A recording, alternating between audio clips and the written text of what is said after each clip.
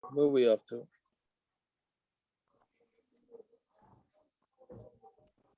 Oh, so that's what I wanted to say. I forgot to say last night. So we were discussing, we finished off that lulav seemingly, since lulav is we said that back then they used lulav for brooms. So the hana of a lulav and the hana of the lulav and the beer of the lulav times. I'm sorry, come at the same time, right? So therefore, it's part of shmitta. So l'chayra from our Gemara came out that lulav should have shmitta. So why is it that none of us are makbid that a lulav, right? Where everybody's doing the shtick, where they're buying the lulav and they're getting the esrog for free. From our Gemara's mashmada, lulav is a problem of shmitta. So the Rambam really says the lulav does not have shmitta. Really, the Rambam says that it does not. Which everybody, there's a big tumult about exactly what the Rambam is saying. But the Reb Shimon Zalman Auerbach says that Bisman Hazeh, in the Halicha Shloimo, he says that Bisman Hazeh, that we don't use lulavim for brooms, so for sure it's not considered. It's considered like the other status of wood. It has, and it's no different than any other wood, and therefore there's no shmita on it. So that's why we don't have any din of shmita on a lulav. Yeah. All right. Okay, so where do we leave off?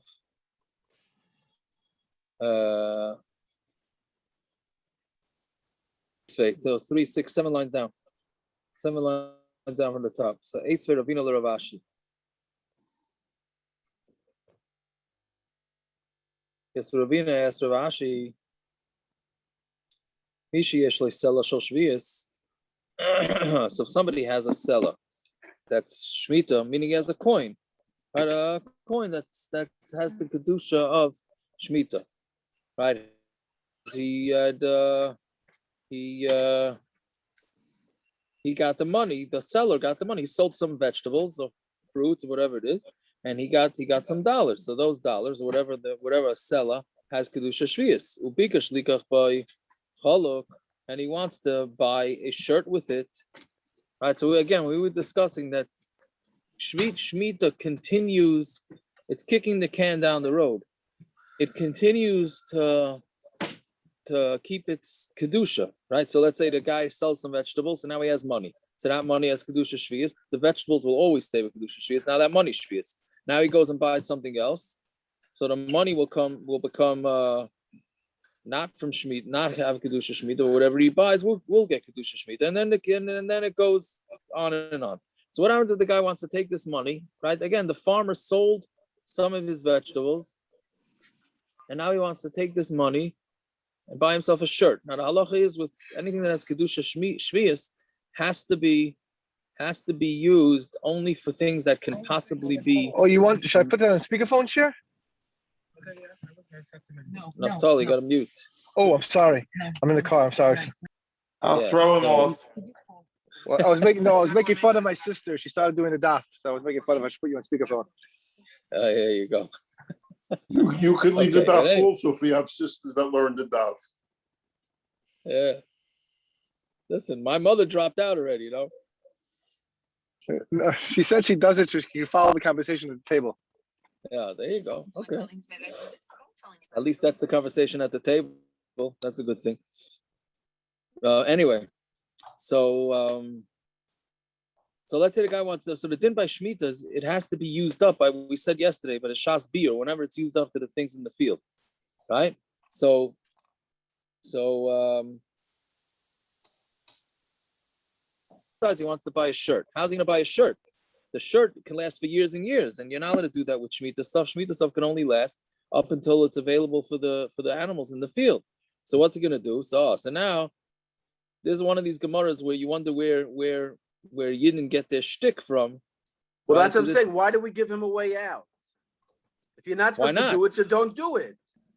So, but there's a way around it. There's a legal loophole that can get you out of it. So why not do it? You don't like that. I mean, I don't, but obviously the Gemara does. So who am I to argue Well, with? David, when I told you this morning, I'm not saying it again. I told it to you already this morning. Here you go. Whatever it is, but it teaches you how to do loopholes, because this is the laundering of all launderings that's going to be going on, and not literal laundering, figurative laundering. Yes. So again, we have the guy has money that's kedusha shvius. He wants to be able to buy a shirt with it. How's he going to manage to do that? Kate said, yeah. So what should he do? He should go to a chenveni who he's used to going to, meaning he's gonna the one that he trusts, right? And he's gonna do this shtick, because if he doesn't trust him, then he could really end up backstabbing the chenveni. He says to him, "Tenli besela peiros, sell me fruit for a seller." Okay, so he buys the fruit from him, but nice and low, and he gives it to him for the money. So now what happens? Now he has vegetables, right?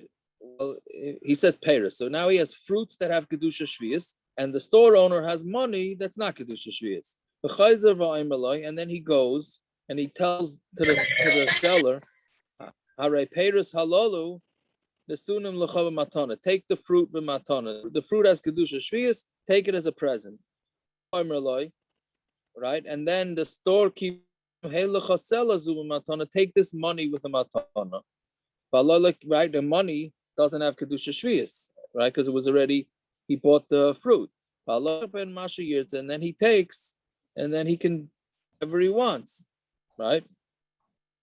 Now the only thing that the storekeeper, and this is why it needs the storekeeper, just the reason why he has to be a storekeeper that it's his friend, is because now basically nothing happened here. The storekeeper had vegetables, then the buyer had money, and he ends up with the money, but now the money is free and clear. It's no longer kedusha shvius. The only thing is the storekeeper ends up with vegetables that have kedusha shvius, right? So he's got to make sure that he eats them properly and disposes of them properly, etc., etc. But that's it. That's the whole sacrifice, right? Again, just to understand this, the buyer has money that has kedusha shvius. How's he going to get it out of kedusha shvius? So he goes and he buys some vegetables from a store owner. Now the store owner has money that is free and clear of shvius, and the purchaser has vegetables that now, right? So we're kicking the can down the road. Now those vegetables have shvius. Then what he does, he gives it as a present back to the store owner, and the store owner gives him back the money as a present. And there you go, right? And that's it. So and Mamela. So it's doesn't have kedusha shvius anymore on the money. Yep. So then the Gemara says, "V'hacha the pre-shady this is the second level, right? Yesterday when we finished off, we were saying that the machlokes is only by the pre-rishon, meaning the first time you're being machalal the money. But once you start kicking the can down the road, then the second time everybody agrees. But here, this is the second time. We had to do this whole thing as a purchase. Why couldn't he do this shtick with his own vegetables? Why didn't he need the store owner's vegetables? Why couldn't the guy just say, "Okay, I'm taking this money that's kedusha shvius, I'm putting it, being mechalit, onto the vegetables, right? Now his vegetables have kedusha shvius and his money doesn't. Why couldn't the guy do that himself?" Elamai must be because it has to be done through a purchase, not just doing it that way. So therefore, the Gemara says it's true. Elam Ravashi. So Ravashi says no machlokes but pre-sheni. The whole machlokes, whether it has to be done with chilul or mekach, is by pre-sheni. Of a pre-rishon, but the first pre, meaning the initial vegetables that have shvius and then it gets sold, they were called derech mekachin, derech chilulai. That it only works through a sale. It doesn't work through deconsecrating. Is this quote that Ravina's asking from? Is that the second part of the same brisa? It looks like a member from Amiroim. Why can't they just argue?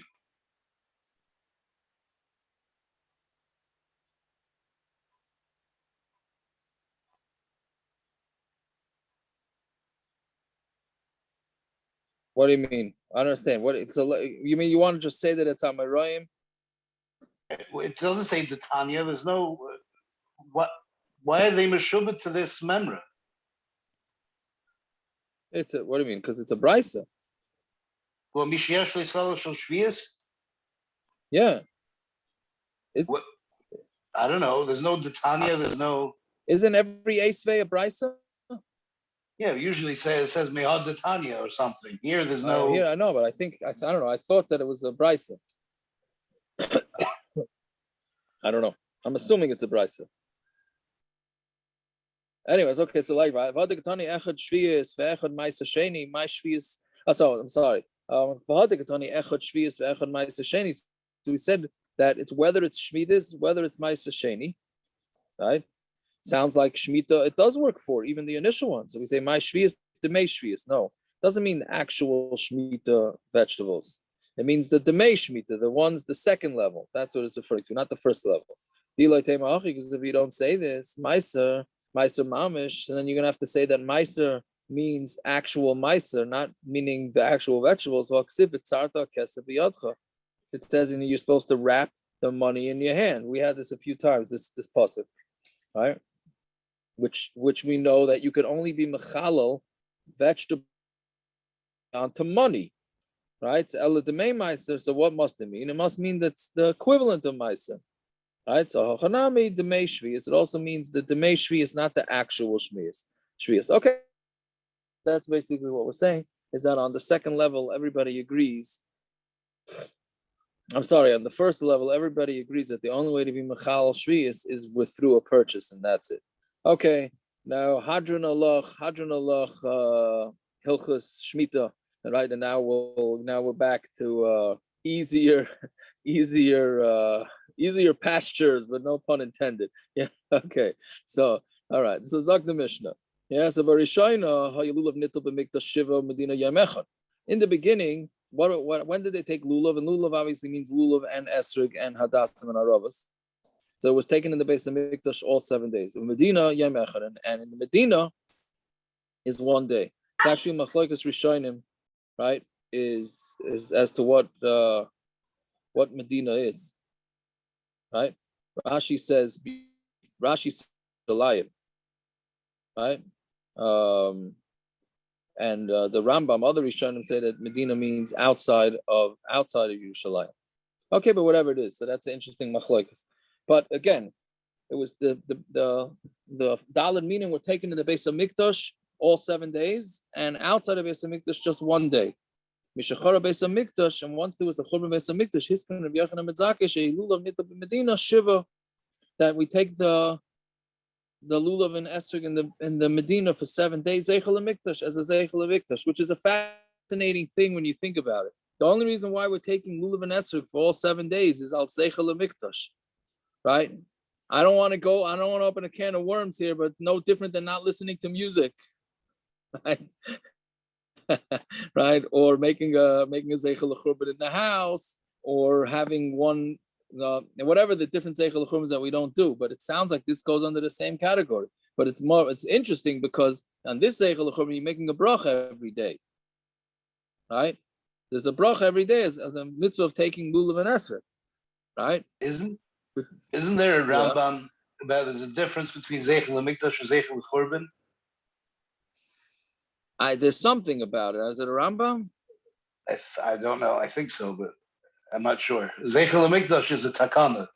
Zeichel Churban is more of a gzeir. That's it. Yeah, that's what you have to say. You have to say that. Otherwise, what's the pshat? Right? I mean, there's no bracha of when the person breaks the glass, right? So okay, whatever it is. So Yochanan Mitzake was masakin for all 7 days, and then he had another takon of kulay also the day of waving. That's a literal translation. Should all be also. So we'll do that in the Gemara in a minute. Exactly what that gezerah was. Yeah. So okay. So exactly Gemara minalan davdin and zeichel hamikdash. How do we know that you make a zeichel hamikdash? Yochanan damakra ki ala arucha. Lach, when it's going to be a arucha lach, it's going to be a cure for you. And from your makas, I'm going to heal you. What Hashem's word is saying, kinidcha karulach, because the world is going to call you, pushed off. That Hashem pushed you off. Tzion darish ein la, and it's tzion he, and there's nobody looking for her. So darish ein la mechlal devayrisha. So it says like there's nobody going to be looking for tzion. that we're so much into the Golus, and the nations of the world are going to look at the Yidden and say, look, what kind of chosen nation is this? So that's what, so the pasuk says. So then so we say Mechlal the Ba'idrisha. So you see that we're supposed to be looking to have remembrances for the Beis Hamikdash, right? So that's what you see from that pasuk, that you're supposed to do things that are zeicha to the Beis Hamikdash. Now, why not use the pasuk Imesh Kochech? I don't know exactly, right? Isn't that the classic? Wait, That's where it's brought. Here it's Which mashma, again there's is a difference. Well, because one is zeicha l'mikdash. This is zeicha l'mikdash. This is about building the Beis Hamikdash. The other one's about the korban. Right, l'chayra, that's right. L'chayra, that's the teretz. Yeah, very good. That it's now, yeah. So now Tosfos says that there were many takonos that Rav Yochanan ben Zakkai was masakin. So why is only saying two of them here? So so these two were done at the same time. Tosfos says he did these two takonos at the same time. So therefore, we say them here. Yeah. Okay. Fine. So that's that. So then Yom Hanuf in the day of waving. Okay, so now what's going on here? So basically, Yom Hanuf is on the second day Pesach, 16th day of the month of Nissan. As everybody's familiar with the term Chadash and Yashan, right? So basically, no new grains that got seeded after Pesach are allowed to be eaten until the next year Pesach. Carbon omer is brought, which is brought somewhere usually during Chatzos in the midday of the 16th day of Nissan, of the second day of Pesach, right? So that's when it was brought. So and that's when till that carbon is brought, you're not allowed to eat any new grain, which is what we call yashan, right? Meaning anything that was old means it was from before Pesach, right? Chadash is that the new stuff that grew after Pesach, which the reason that we are not so, I mean, whatever, really, it's very schwer. Why do the Hasidim care about this? Okay, one second. So, but it's really schwer because l'chayr it's a daraisa, even in Chutz La'aretz, and everybody should have to keep it. So then the famous Bach says that we don't necessarily, it's a suffix, it's a svek sveika, and memela you don't have to keep it. Right, but really in Eretz Yisrael for sure you have to keep it, right? Which is an interesting thing because a lot of guys now are going off to Eretz Yisrael to learn, and they bring baked goods or cookies from America, and they bring it. It's not such a problem now, but it's more after Sukkos. If they come home for Yom Tov, they go back and they bring their Yashan stuff into Eretz Yisrael. They bring their Chadash stuff into Eretz Yisrael, right? And then they eat it in Eretz Yisrael. Isn't it chazak in America? It's not Chadash. Why is that? Because it sits in the silos for so many years. Not anymore. Now they have mamish. They have two different. They have the winter wheat and the spring wheat, and they have all sorts of stuff. So it's not necessarily at all. There's a rabbi, what's his name, from Muncie.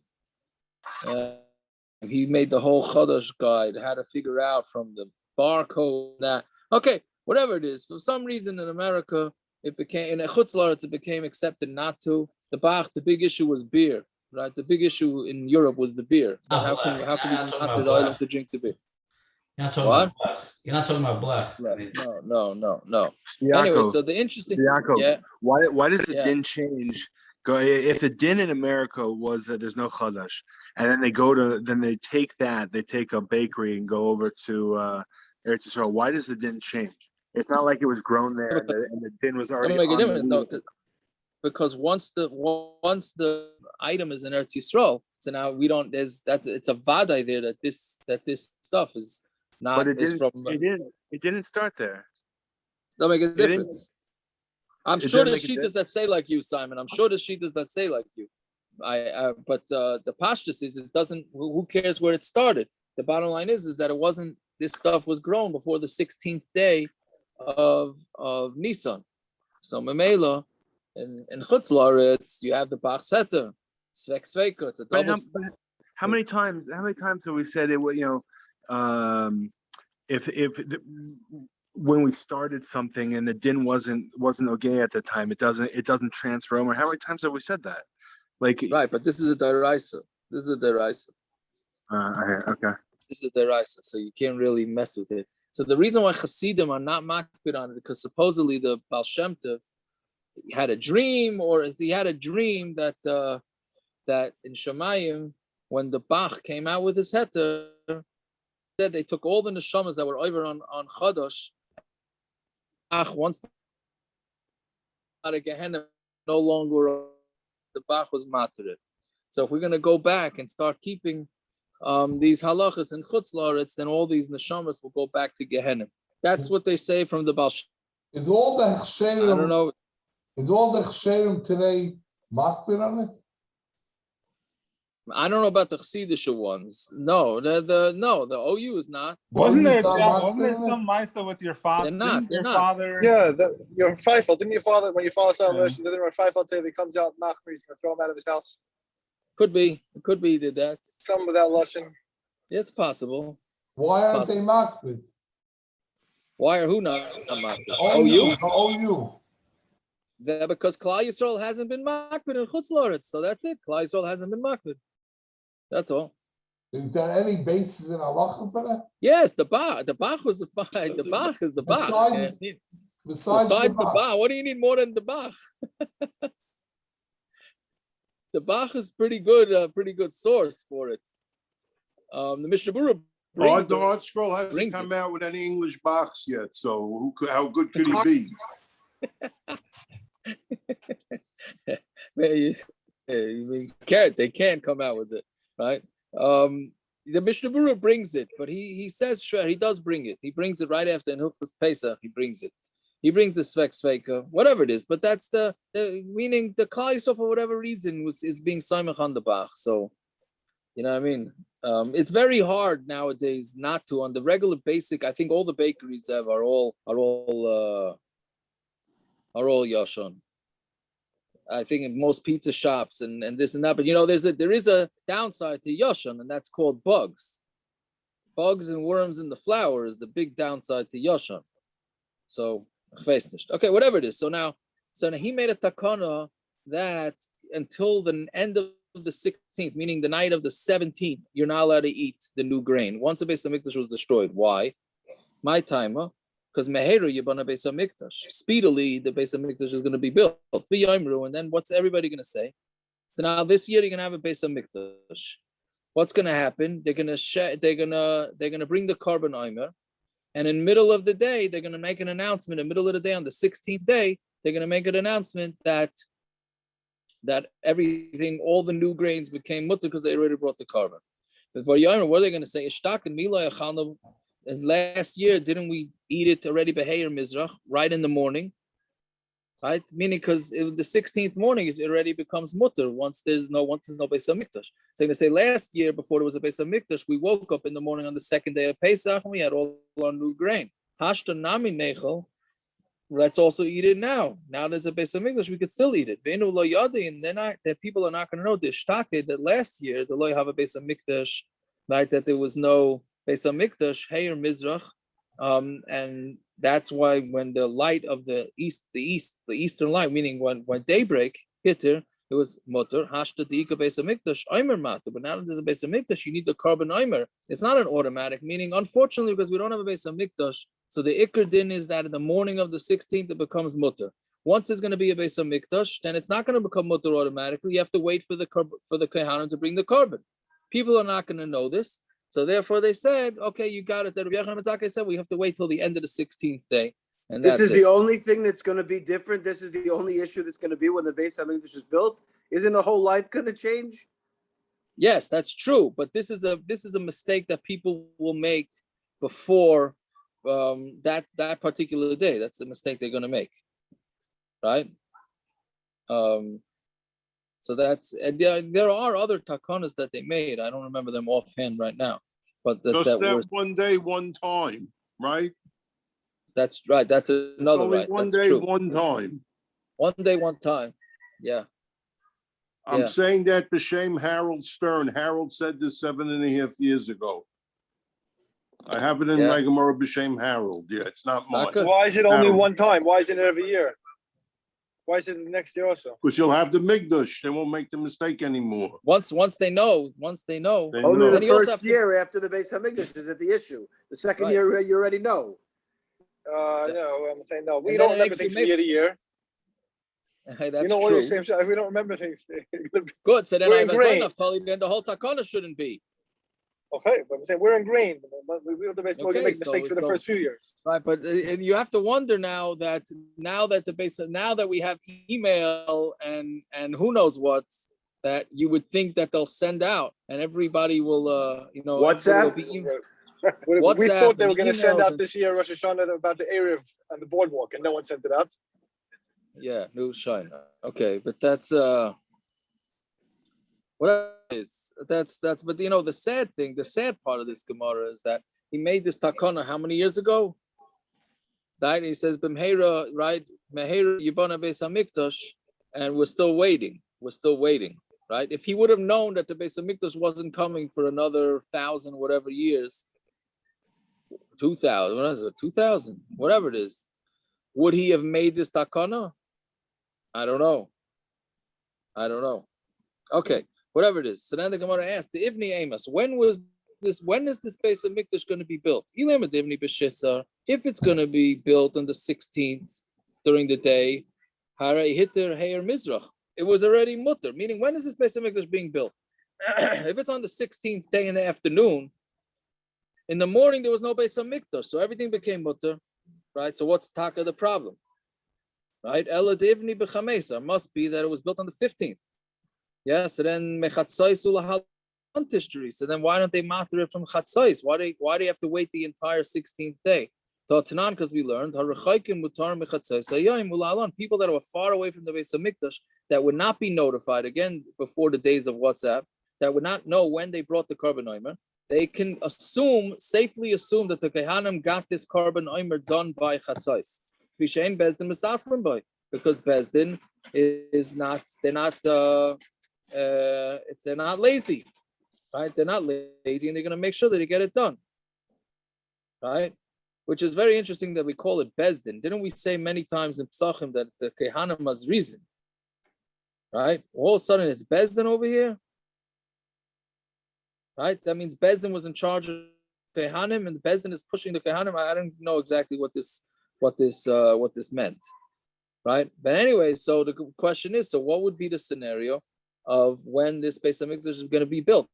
And if it was built on the 16th, the middle of the day, so the Omer is already from the morning. There was no Beis Hamikdash, and if it was on the 15th, then they should allow it. They should allow it by Chatzos, because everybody knows that it's going to be done by Chatzos. So our answer is like the Ivni Belelia, that the Beis Hamikdash was built at night. Inami samach l'shkiah sachama. Either the Beis Hamikdash came down in the middle of the night, or right before shkiah on the 15th. Right, so meaning because it came down so late at night, till they organize themselves, till they get the Korban Omer, the assumption is on that day, the first day of the Beis Hamikdash, the Korban Omer would not be able to be brought by Chatzos, and it's going to have to wait the whole day, which is also fascinating. Yeah. Why wouldn't it come a different day except the first day Pesach? Like what? Because that's the Gula. I mean, maybe no, but Rashi and Taisus ask a very, and it's a Yesodistic of Rashi and Taisus. They both ask, what do you mean the Beis Hamikdash can't come at night? No. The Beis Hamikdash can't come at night. We're just saying, the Gemara here is saying that it can come at night. The Gemara in Shavuos, Rashi and Taisus both bring this, right? So they both answer that that's only talking about when humans are building the Beis Hamikdash. When Hashem is building Beis Hamikdash and it's coming down from Shemayim, then that could be done at night, right? And the third Beis Hamikdash is going to be coming down from Shemayim, so therefore it could come at night. What? So Rashi and Taisus both hold that. There's other Rishonim that hold no. I don't know. Yeah, he brings here. The commentators point out that it is evident from many other sources that the third Beis Hamikdash will be by human hands. Yeah. Okay, with your Rashi and Tosfos is it's just well, then they have to be mataretz this Gemara, right? They have to be mataretz this Gemara somehow. Yeah. Okay, so let's see. Thank you. Okay, so Amar Rav Nachman by Yitzchak, Amar Rabbi Yochanan ben Zakai. I'm sorry, Amar Rav Nachman by Yitzchak. Rav Nachman by Yitzchak said, Amar Rabbi Yochanan. I'm sorry, Rav Nachman by Yitzchak Amar. That's what it's either Amar Rav Nachman by Yitzchak or Rav Nachman by Yitzchak Amar. Yeah.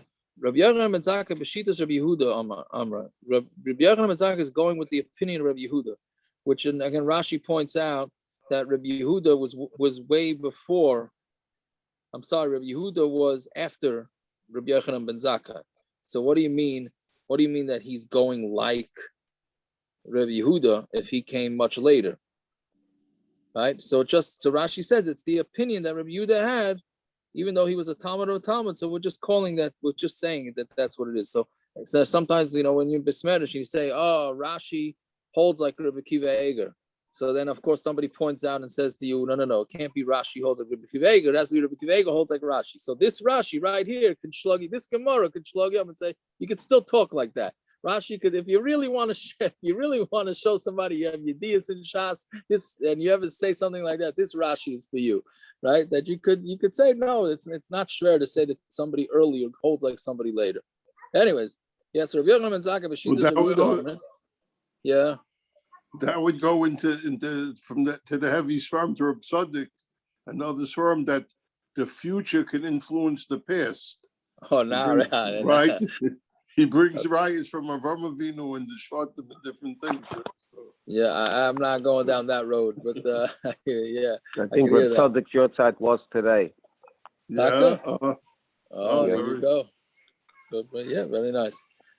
Okay, so Rabbi Yochanan ben Zakai b'shitas Rabbi Yehuda Amar. Peretz, tomorrow we finish. Peretz, by the way, I missed your hydrant, Siako. So at the end, I'll make a l'chaim on the hydrant. Do you have a half a l'chaim for finishing a half a sugya, Peretz? Or it's right, a whole of course. We're ready. Okay, yeah. So the Amar min HaTorah hu aser. He goes like Rabbi Yehuda, who says that it's min HaTorah, it's aser until the end of the 16th. Like as it says in the pasuk. Until the entire day is over. Right? Rashi says the whole day is called etzem. Until the whole day is over, because ad v'ad bechlal, and it means ad, and the ad is included. So until the day is over, until the 16th day is over.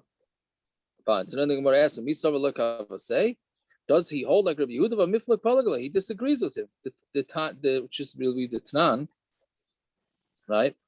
Mishachara Beis Hamikdash, when the Beis Hamikdash was destroyed, his Rabbi Yochanan that the whole day of the 16th should be aser. Amar Rabbi Yehuda v'alei min HaTorah hu aser. It's aser min HaTorah. So you see, Rabbi Yochanan ben Zakai and Rabbi Yehuda disagree. What are you saying that Rabbi Yochanan ben Zakai is going with the sheet of Rabbi Yehuda? Rabbi Yochanan ben Zakai said it's a takana. Rabbi Yehuda said it's deraisa. So the Gemara answers, Rabbi Yehuda hu the katoi. Right, Rabbi Yehuda is making a mistake in understanding what Rabbi Yochanan ben Zakai said, because again, Rabbi Yehuda comes later. Who savar midrabanan kamar? He thought that Rabbi Yochanan ben Zakai is saying that it was a derabanan. V'loihi midaraisa kamar. The whole point of the Gemara is that Rabbi Yochanan ben Zakai is not making a takana. It's midaraisa that you can't eat it the 16th day.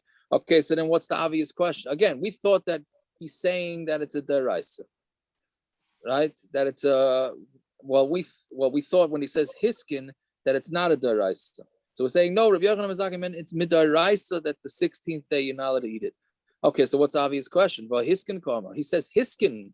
A takana is not the Torah doesn't make takanas.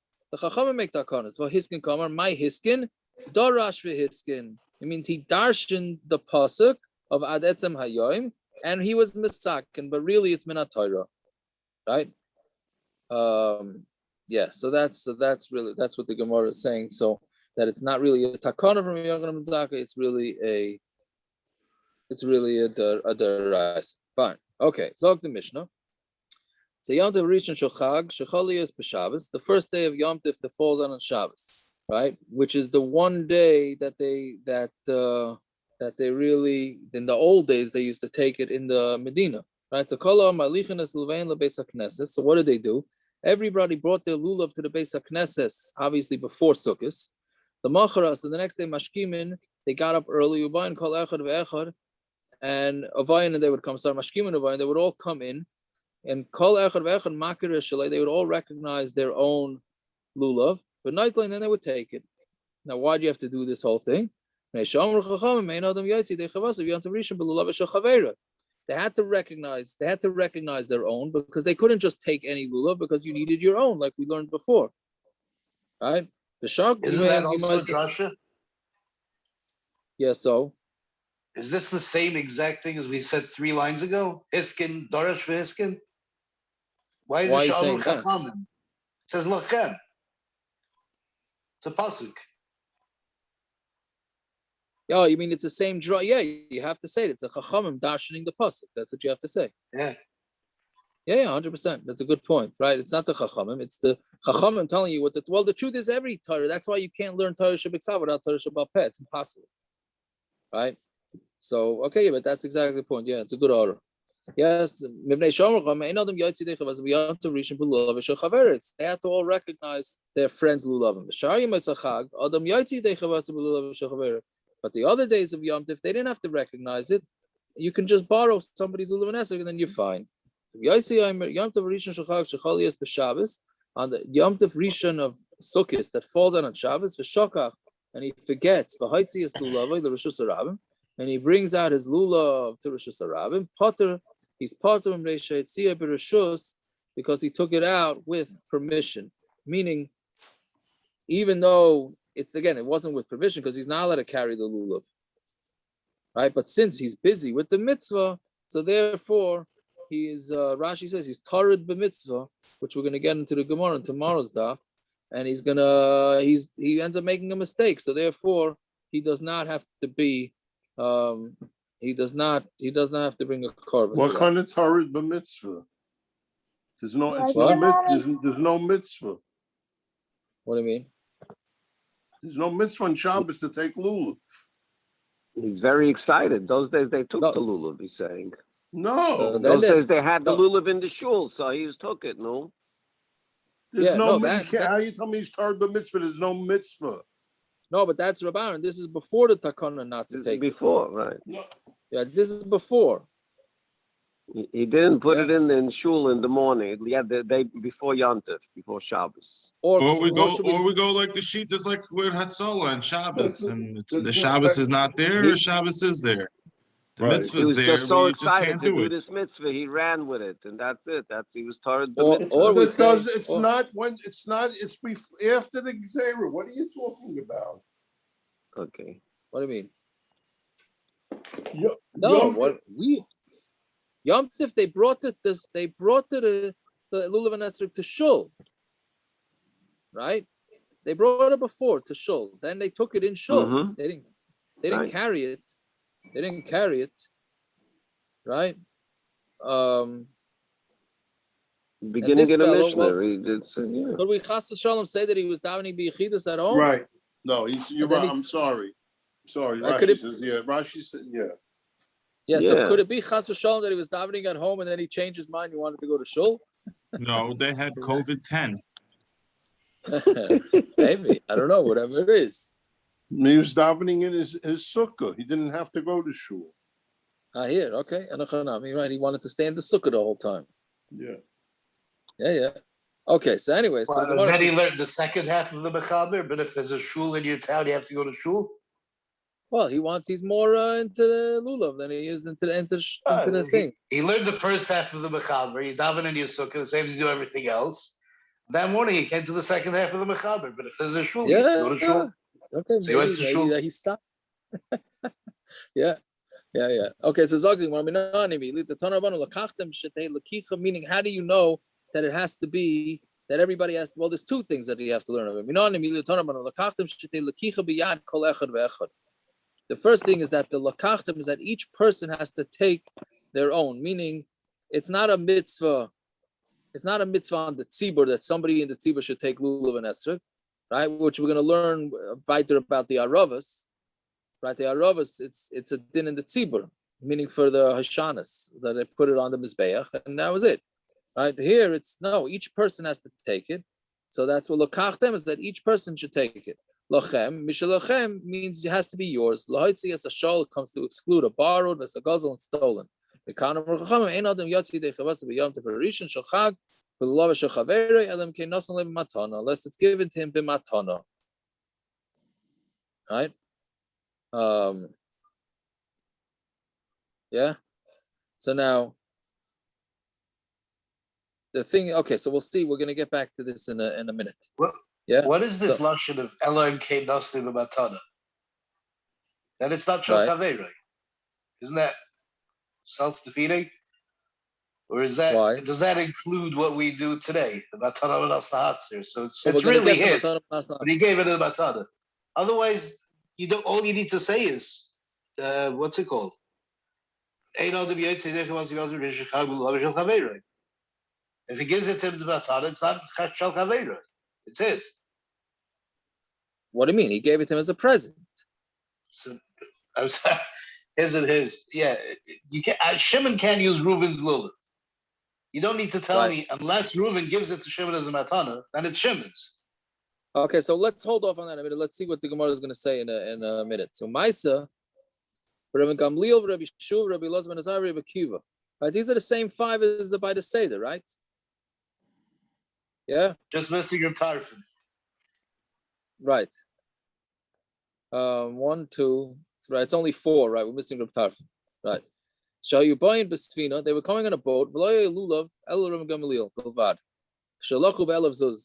one that had a lulav was Reb Gamliel, and he bought it for 1,000 zuz, which we'll get back to in a few lines. Not the Reb Gamliel, he took it for Yatzabai, and he was Yaitzav. But Nasal Rabbi Shua b'matana, he gave it to Rabbi Shua as a present. Not to Rabbi Shua v'Yatzabai, but Nasal Rabbi Elazar ben Azariah b'matana. Not to Rabbi Elazar ben Azariah v'Yatzabai v'Nasal b'matana Rabbi Kiva. Not to Rabbi Kiva v'Yatzabai v'Chzira the Rabbi Gamliel, and he gave it back. So you see that each one gave it to the next one as a present, right? So you see, but the reason I had to give it as a present was because otherwise it wouldn't belong to each person, and therefore, and they wouldn't be yaitza. Yeah. So lamali lameimer 0. Why do you have to say that he had to give it back to Rabbi Gamliel? Right? Why do you have to say that he gave it back to Rabbi Gamliel? Yeah. So Milsa Agav Orchi Kamashman is coming to teach us something parenthetically, right? Matana Manas Lahachsishma Matana. If you give a matana to somebody on the condition that he gives it back to you, then that's considered a matana. Yeah. So meaning, you want to make sure you don't, because let's say you do give your lulav and esrog to your friend, and he walks off with it, right? So now you're stuck. So what are you going to do to make sure that this doesn't happen? You're going to give it to him as a matana on the condition that he gives it back to you. If he doesn't give it back to you, then the matana was never a matana, and he's not yaitza. Meaning, so in order for the matana to kick in, he has to give it back to you. Once he gives it back to you, then it's nisgala lemafreya. Yes, it's a big lumdus over here. It's a big lumdus because what happens in the interim, right? So again, we're saying that you give somebody a present on condition that he gives it back. If he gives it back, the conditions are met, and therefore it was a present. If he doesn't give it back, then it comes out that he's not yotze. What do you But in this case, the person he gave it to didn't give it back to him. Gave it to somebody else who gave it to somebody else who gave it to somebody else. Right, very good. Right, meaning they went around in a circle. Right. So Toisus asked this kasha. Toisus, the second Toisus from the bottom, asked this kasha, and he says that was Rabbi Gamliel's intention in the whole time. His intention was pass it along and then give it back, and then you'll give it back to me. Which I think the Fruma don't do it like this. Meaning, if they start, the Rebbes and all that, the Rosh Hashivas, they take it back first. Everybody comes to shake the lulav and esrog. They take it back first from each person, and then they give it back. Seems like, but they don't do this. Yeah. So let's see. Here's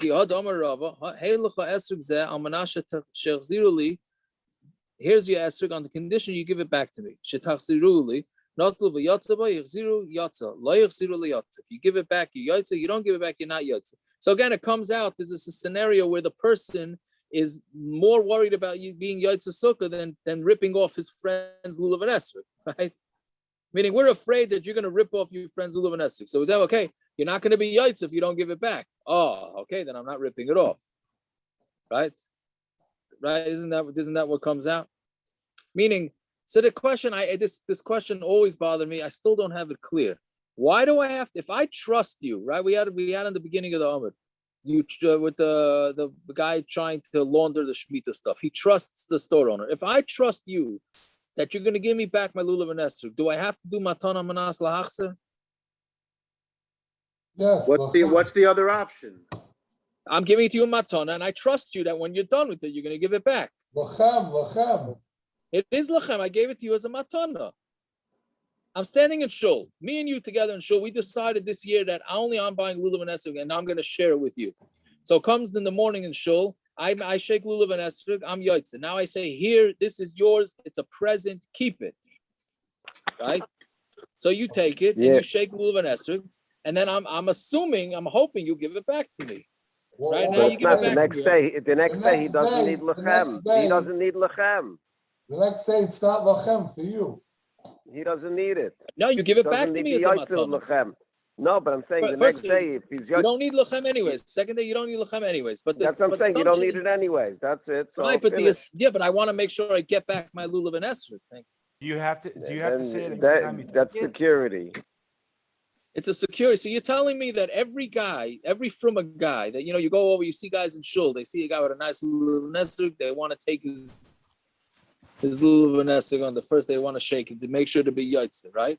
Yeah. So they say, oh, matana manas lahachser. So basically, what you're doing is you're slapping the guy in the face and saying, the reason why I'm telling you matana manas lahachser is I don't trust you. I think you're going to run off with my lulav and esrog. No, that's why they made it across. That's why they made it across the board. That in matana manas lahachser, you're not picking out anyone individually. I find that hard to believe. I don't know. I find it hard to believe. It's a general rule.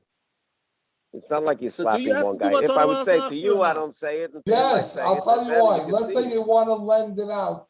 So let's say you want to give it to somebody else. How are you able to give it back?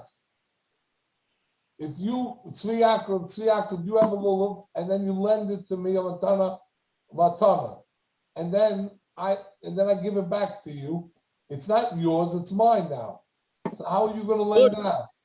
So what? What do I mean? Because I gave it to you with matana, you went to give it to somebody else with matana. No, and then that guy will give it back to me. You.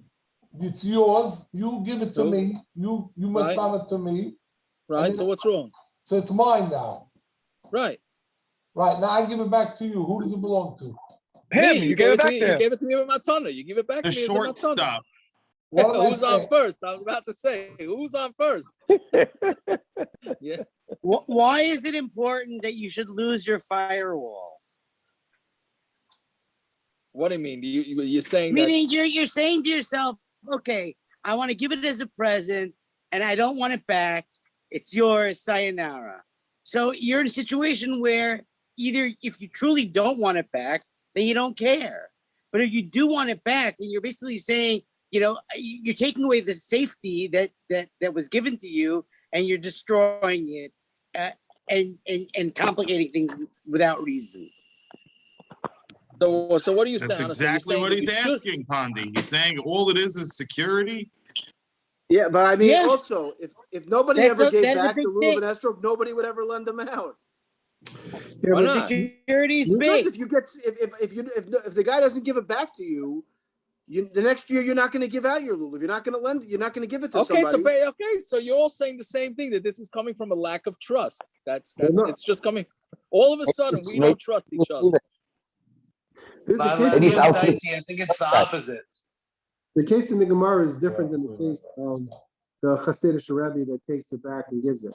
The case in the Gemara is that the Gamliel is giving it to one person, and gives it to the next person, and gives it to the next person, and then it's returned to him. In that case, who's responsible to return it to Rabbi Gamliel? Is it the first one he gave it to, or is it Almanas that they all used it? I don't know. It's a good question. I mean, who's on the hook? You mean, let's say one guy returns it and the other one, let's say, I hear what you're asking, a good question. Meaning, so we're saying, Tyson is saying that you're handing it from one to the other. So let's say the last guy doesn't give it back. So that means that the first three, Rabbi Yeshua and Rabbi Elazar ben Azai, were not Yaitza because Rabbi Kiva didn't give it back. That's basically what you're saying. Or the first guy is not Yaitza and everyone else is because they got it. Whichever combination you, I don't know. That's a good question. I'm not sure. But they're all going to chase after him. Say that Yaakov, it has nothing to do with trust. To you don't want to go to first Chalamite back to the Esrik Seicha.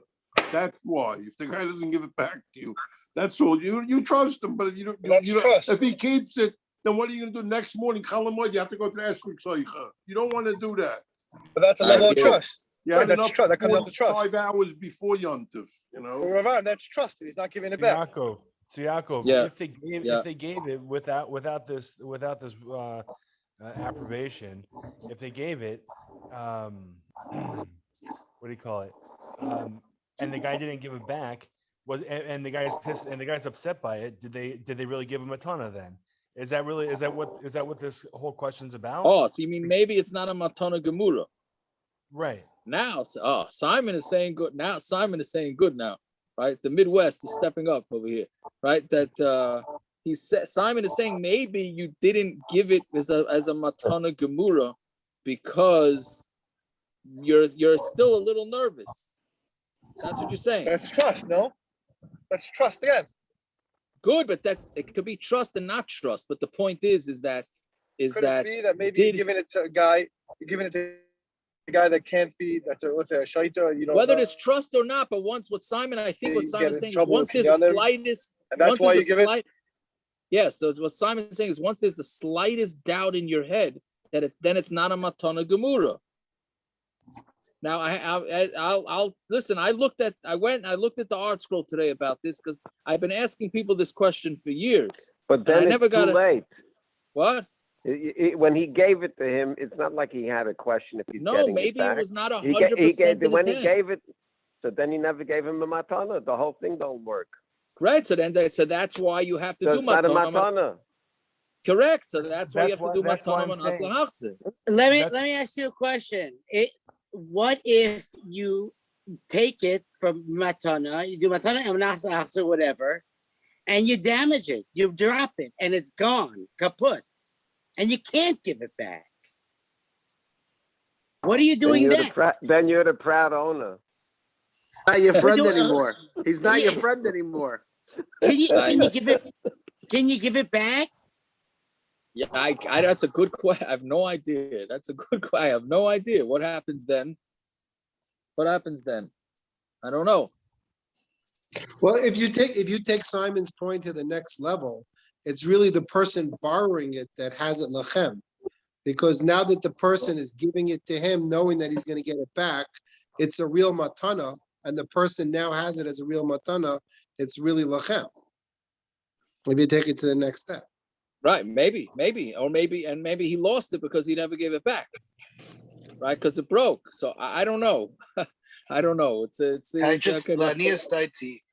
it's the exact opposite here. This question would lead one to believe that Rabbi Gamliel didn't trust the other Tanoim at all. It had to be a Matanam Laslahachzer. Of course, he trusted them. Elamai. They were also on a boat together. There wasn't any place really to run. You know what I mean? It's not like they could take that lulav and that's so can run. Yeah. But they're Tanoim. Of course they were going to give it back. That wasn't the issue. So I think if he would have given them as a regular matana, they wouldn't have taken it. Can't give me 1,000 zuz. That type of situation. I don't know if I'd go with that, but you try to give it Rav $1,000 when you're the Rebbe or whatever. I hear. Well, anyways, I don't know what I saw. Why are we questioning giving expectations in any of this stuff? All halacha is just expectations and how we operate within doing mitzvahs and stuff. And if that's true. And if we really want to be as medactic as possible, setting up this verbal contract really is, why are we questioning this at all? Yeah, well, we're just trying to understand why you can't just give it to somebody as a matana. We're questioning how it really works. Because of ownership. No, we're not a question. We understand how autonomous after works. I mean, I can't say the truth because I can't say I fully understand it. But however it works, why do you need it for? Why can't I just give it as a matana? Who said you need it? It's mashma from the Gemara that it's necessary. Otherwise, why would he do this matana manas lahachsa business? What do you need it for? To teach you that matana al manas lahachsa works. If I gave you a lulav as a matana, it wouldn't work. Of course, it would work. That's what I'm asking. From here, it's mashma that I don't know. In the minig in the Welt, if anybody takes a lulav and esrog from somebody on the first day Yom Tov, they do this matana manas lahachsa. They're busy with matana manas lahachsa, like almost as if it's necessary. I don't think it's not. You want to make sure you get it back. Because you're not going to give it to him. You spent $500 on the dollar. Why are you giving it to this shmendrik for next year? Because he's your buddy. Because he didn't buy an esrog. Please. Rav Aaron, you're buying it for your Adim. Stop. We know the truth. Yeah, well, it's matana. I mean, he's going to get either way. I looked in the art school to see maybe what art school said. They actually bring in the footnote. I don't know if you guys have it in front of you. They bring a tosefta. Is that they say that the lashon in the tosefta is elaim kein nosna lebe matana gemura. It adds the word gemura. Not just enough to give him, which sounds like what Simon would say, right? That it's not just enough to give him matana. It has to be gemura. And if you're not guaranteed 100% that you're going to get it back, it's not going to be matana gemura, and therefore it's not going to work. That's the only thing that I've seen on this. If anybody else sees, then I would appreciate if you come out with it. Okay, now we ran late. Okay, Baruch Hashem was a nice shot with the tired. I don't ask good kashas. By the way, Agav. A katan cannot give a matana.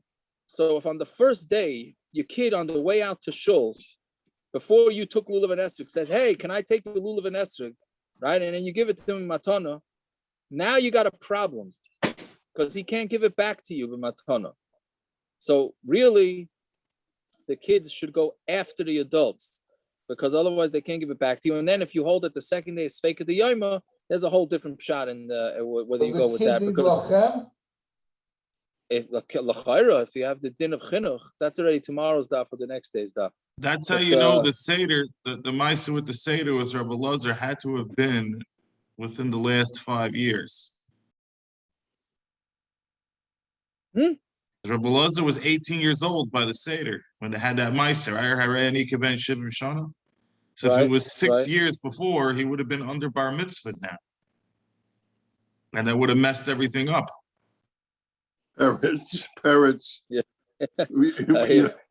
Parrots, you keep on doing this, we're going to asa your l'chaims, okay? With either that, parrots. He's saying we're going to permanently mute you, parrots. Okay. It's good you did that in the chat on the boat. Right. What is it? Okay. Anyway. Yeah. Okay. So let's see weiter. So Salam Lila says, why are you saying that he bought it for 1,000 zuz? So the answer is to show how chaviv the mitzvahs were to them. Right? To one of them. To one so of much them. Money. To one of them. So that's an interesting ha'ara because the lashon doesn't say a love singular; it says aleihen onto them plural. Right. So that's an interesting ha'ara. Right. And l'chayra, it depends how much money. Have a penny. Correct, but Rebbe Gamliel the question is also 1,000 zuz, depends how much money you have, right? It's totally in how much money you're supposed to spend a third more than you would for Hiddur Mitzvah. A third more. Let's say you're going to spend $100 on an esrog, so you're supposed to go up to $133, $134 if you can, right? Okay, whatever it is, but that's what it's telling. So my father would daven with the lulav and esrog. He liked it so much, he didn't want to put it down, so he held on to it. So they asked the kasha, and there's a very contemporary issue that comes out from this. A person should not hold tefillin in his hand, the sefer Torah b'cheikoi, and the sefer Torah in his shoulders, and whatever in his chest, v'yispalel and daven. Yeah. So you see that you're not allowed to hold anything. That's going to be the kasha. But first, let's finish the brayso. And you cannot urinate when you have tefillin in your hand. right? V'lo yishin, because when it's on, really you can, right? V'lo yishin behen loishinas keva loishinas arai. You're not supposed to sleep, not a temporary sleep and not a like a long-term sleep. Bar mashmul, a sakin ukaara kikaromois, a knife, a plate, a loaf of bread and money, harei elu kayotzim, are all similar, meaning that somebody who's davening shouldn't hold on to it. So now, how can you say that Amemar held on to the lulav and esrog and he davened, right? Because you're not allowed to hold on to anything. So our answer is Hasam lav mitzvah ninu b'torah behu. There, it's not a mitzvah, and they're torah in it, meaning holding on to what do you call it?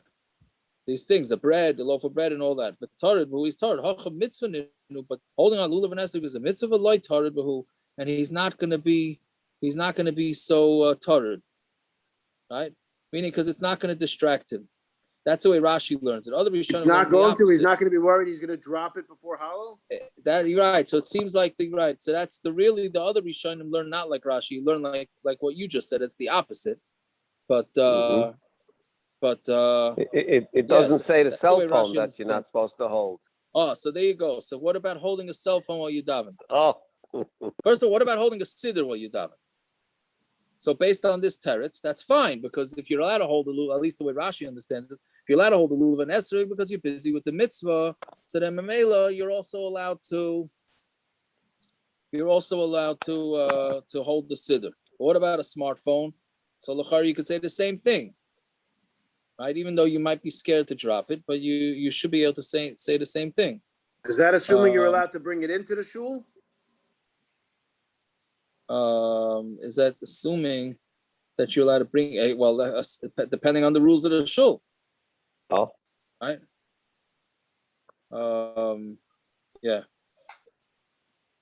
Yeah. Okay. So let's see weiter.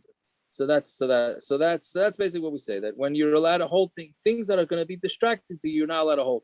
How about holding a child? This is a common question from women. They want to daven holding the baby. I would think, I don't know. I don't know. I would think that should not be allowed. Right? Isn't that before Shulchan Aruch and Hilchos Kriyashma? That's what I thought, but I couldn't find it. But that's not. I didn't work too hard. But it's in Hilchos Kriyashma and in Hilchos Birkas Hamazon. Both. Not allowed to hold a child. I don't remember. Hilchos Kriyashma and Hilchos Birkas Hamazon. Right. Not allowed to hold a child. You're not on a bench with a baby, with a child on your lap? Nope. So that's really, really that's what should be. But I don't remember about. That's the first. Is on your lap considered holding? No. Yes. Sitting on your lap. Chava said yes. Where in Birkas Hamazon, by Shema or by Tefillah? I don't remember, or by all. Shema and Birkas Hamazon. I can't remember by Tefillah. I remember by Shema and Birkas Hamazon. He says both.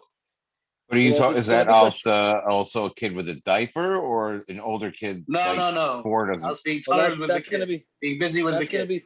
That's gonna be tomorrow's daf, Jesse. Actually, but okay, let's just finish. Tanya Rabbi Elazar Tzadok Aimer Kachayim and Hagan Shalanchi Yerushalayim. The manig of Anchi Yerushalayim was Adam Yatz Bebeisai v'Lulav B'Yadei. Person went out of his house and he had a lulav in his hand. Haylach lebeis hakneses. Lulav b'yadei. He went to shul with the lulav in his hand. Kara kriya shema maspalo v'lulav b'yadei. He had kriya shema and he davened with the lulav. Kara b'Torah v'noises kapav. He would read the Torah and duchen manicha al gabi karka, and he would put it down on the ground. He went to be bakar chayla and for nicham avelim, which exactly what does that mean, right? There's no nicham avelim on Yom Tif, right? There's no nicham avelim, so it just means that that somebody who never loses a relative during Chol HaMoed, so you go visit him. So that's what it means. Nichnas Beis Hamikdash, and when he goes in Beis Hamikdash, Mishagul Lava Biyad Benoy, Biyad Avda, Biyad Shlucha. When he's going to Beis Hamikdash, then he sends the lulav home with his son or his eved or his shlucha. Right? So Rabbaran, I can't not say this, not for you, that it's mashma that the son's not going to Beis Hamikdash. So all these other sabbanans, Chol HaMoed in the morning before the trips, is mashma in this Gemara that it's a no-go, right? Well, why isn't the kid not going to Beis Hamikdash? Gershon, you're not going to like this one. But okay, this is for us left-wingers, right? So, why is the kid not going to Beis Hamikdash with his father? Elamai, the kid goes home, the father stays to learn. Yeah? Okay, whatever. That's one ha'ara. Right, but he sends it home with the kids which is interesting because learning, you can't hold a lulav and esrog. You have to. That's going to be too much. So davening you could, learning you can't. So Michael, I would say fakert, but okay, Michael Mashman. What's this teaching us? How much reason the people from Yerushalayim had that they wanted to just hold the lulav and esrog a whole day. Just agav, one din that we do learn. What do you mean, kaira b'Torah? Why can't he hold the lulav and esrog when he's reading the Torah? Right. So we learn from this. The halacha is that you have to hold on to. People not aware of this. When you get an aliyah, you have to hold on to the Torah with well, at least with one hand. When you make the brachas, it's both hands, but at least one hand, the right hand, preferably. When you get the aliyah, you can't hold the lulav and esrog. That's what we learn out from this Gemara too. All right, I'm sorry for the length, but shkiah for all the good horrors. Okay, good to know. Yeah. What do you say? That means that in this day and age, Tiago, l'chaim tomorrow night, but still I'm not going to be on the daf to have a l'chaim. So l'chaim for the siyum tomorrow. L'chaim to you. Talking about siyum, it's in 15 days. What's the plan? Why are the Hasidim not into Yashin? Because the Baal Shem Tov had the dream. Right. The Baal Shem Tov had a dream that the Bach took everybody out of Gehenna. Right. Mustama today, our learning, we would be. It doesn't say in the Gemara that you're not allowed to hold it while learning. You can't, according to Rashi at least, you can't because you have to be gadol to say for Torah. If you don't need that, if you're learning Gemara, and you should learn Gemara with a little bit of esrog.